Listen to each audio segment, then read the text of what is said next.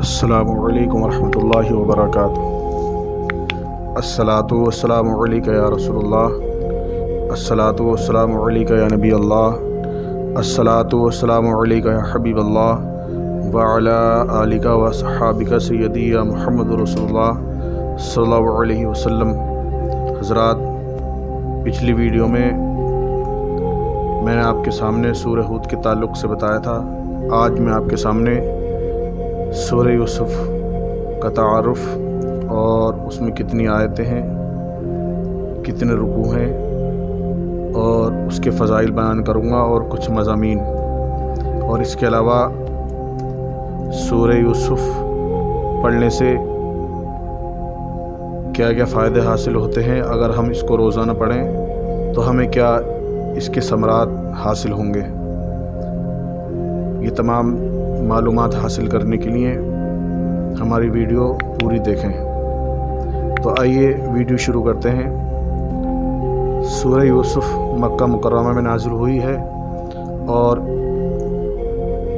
इस सूरत का शान नुज़ूल ये है कि यहूदियों के उलमा ने अरब के सरदारों से कहा था कि मोहम्मद सल्लल्लाहु अलैहि वसल्लम से दरियाफ़्त करो कि हज़रत याक़ूब अलैहिस्सलाम की औलाद मुल्क शाम से मिस्र में किस तरह पहुंची और उनके वहां जाकर आबाद होने का सबब क्या हुआ और हज़रत यूसुफ़ अलैहिस्सलाम का वाक़या क्या है।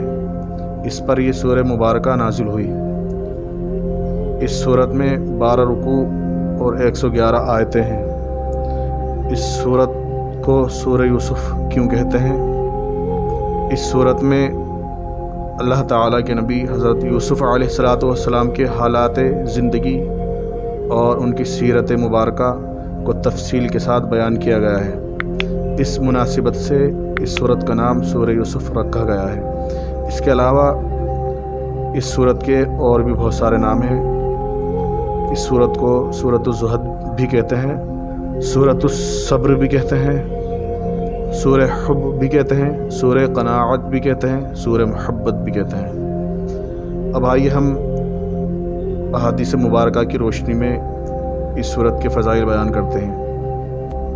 हज़रत अब्दुल्ला बिन अब्बास रज़ियल्लाहु तबारक व तआला अन्हुमा फरमाते हैं, एक दिन यहूदियों के उलमा में से एक आलिम जो कि तौरात का कारी था, हुज़ूर पुर-नूर सल्लल्लाहु अलैहि वसल्लम की बारगाह में हाज़िर हुआ। उस वक्त नबी करीम सल्लल्लाहु अलैहि वसल्लम सूरह यूसुफ़ की तिलावत फरमा रहे थे। उस आलिम ने सूरह यूसुफ़ सुनकर अर्ज़ की, मोहम्मद सल्लल्लाहु अलैहि वसल्लम, आपको ये सूरत किसने सिखाई है? इरशाद फरमाया, अल्लाह ताला ने मुझे ये सूरत सिखाई है। वो यहूदी आलिम हुज़ूर अक़दस सल्लल्लाहु अलैहि वसल्लम का इरशाद सुनकर बहुत हैरान हुआ और यहूदियों के पास आकर उनसे कहने लगा, क्या तुम जानते हो, खुदा की कसम मोहम्मद सल्लल्लाहु अलैहि वसल्लम कुरान मजीद में इन बातों की तिलावत करते हैं जो तौरात में नाजिल की गई हैं। चुनाचे उसमें से एक गिरोह बारगाह रिसालत सल्लल्लाहु अलैहि वसल्लम में हाज़िर हुआ और उन्होंने आप सल्लल्लाहु अलैहि वसल्लम के औसाफ को पहचाना, मोहर नबुवत की ज़ियारत की और आप सल्लल्लाहु अलैहि वसल्लम से सूरह यूसुफ़ सुनकर इस्लाम कबूल कर लिया। तो हज़रात, ये थे इसकी फ़जीलत। अब हम इसके मज़ामीन बयान करते हैं।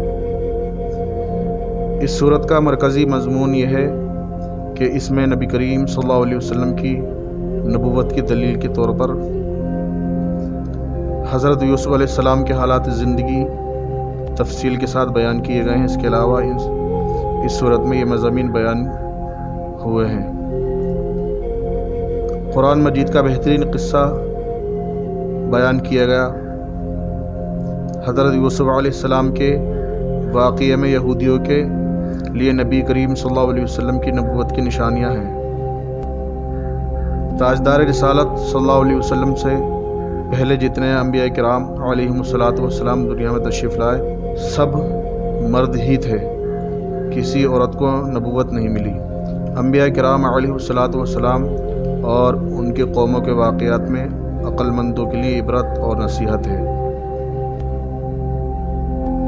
इस सूरत के आखिर में कुरान मजीद के औसाफ बयान किए गए हैं कि ये साबक़ा आसमानी किताबों की तस्दीक करता है। इसमें हर चीज़ का मुफस्सल बयान है और ये मुसलमानों के लिए हिदायत और रहमत है। تو حضرات اب ہم اس صورت کے پڑھنے سے کیا فائدے حاصل ہوتے ہیں انشاءاللہ بیان کریں گے۔ اللہ رب العزت سے دعا ہے کہ اللہ رب العزت ہمیں قرآن مجید پر عمل کی توفیق عطا فرمائے اور دنیا اور آخرت کا ہمیں اس سے فائدہ نصیب فرمائے۔ ہر قسم کی حاجت چاہے وہ کسی بھی قسم کی ہو اور کسی بھی ضرورت کے لیے سورہ یوسف کی تلاوت کرنا بہت ہی زیادہ اہم ہے، اور انشاءاللہ اس سے آپ کی ضرورت اور حاجت دونوں پوری ہوں گی۔ اگر کوئی شخص اپنے عہدے سے معزول ہو گیا ہو یا نوکری سے نکال دیا گیا ہو اور وہ چاہتا ہو کہ اسے اس کی نوکری واپس مل جائے تو اس کی کثرت سے تلاوت کرے، انشاءاللہ تعالی وہ اپنے عہدے پر واپس بحال ہو جائے گا۔ اگر کوئی غریب نادر ہو تو اور رزق کا کوئی بھی ذریعہ نہ ہو تو اس کی تلاوت کرنے سے اللہ تعالیٰ کے حکم سے غنی اور مالدار ہو جائے گا۔ جس شخص کو رزق کی تنگی ہو تو اسے چاہیے اس سورت کو 75 بار پڑھے، تو اس کی برکت سے رزق میں فراغی ہوگی اور تنگ دستی بھی جاتی رہے گی، دولت اور مال ہاتھ آئے گا۔ اس سورت کو اگر واسطے درد کے لکھ کر حاملہ کے گلے میں ڈالے، اس کی برکت سے بچہ بہت جلد اور آسانی سے پیدا ہوگا، اور پیدائش کے بعد عورت کو جو درد ہوتا ہے وہ بھی شدت سے نہ ہوگا۔ مریض کے پاس پڑھنا بہت مفید ہے، اس سے بیماری کو دور کرنے میں بہت مدد ملے گی۔ سورہ یوسف کی بڑی برکتیں ہیں۔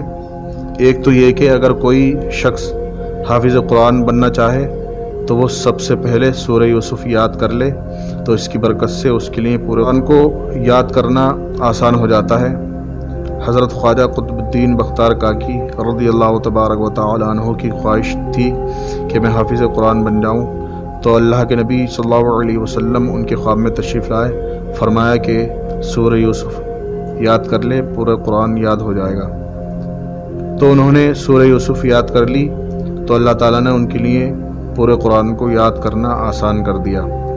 اگر قرآن کی صرف یہی ایک سورت اور اس کے مضامین انسان دل و دماغ میں بٹھا کر اس پر عمل کرے تو ساری زندگی کی رہنمائی اور ہدایت کے لیے یہی ایک سورت کافی ہے۔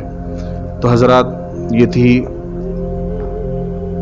سورہ یوسف کی فضیلت اور کچھ ضروری باتیں، اور اس کے پڑھنے سے کیا فائدے حاصل ہوں گے۔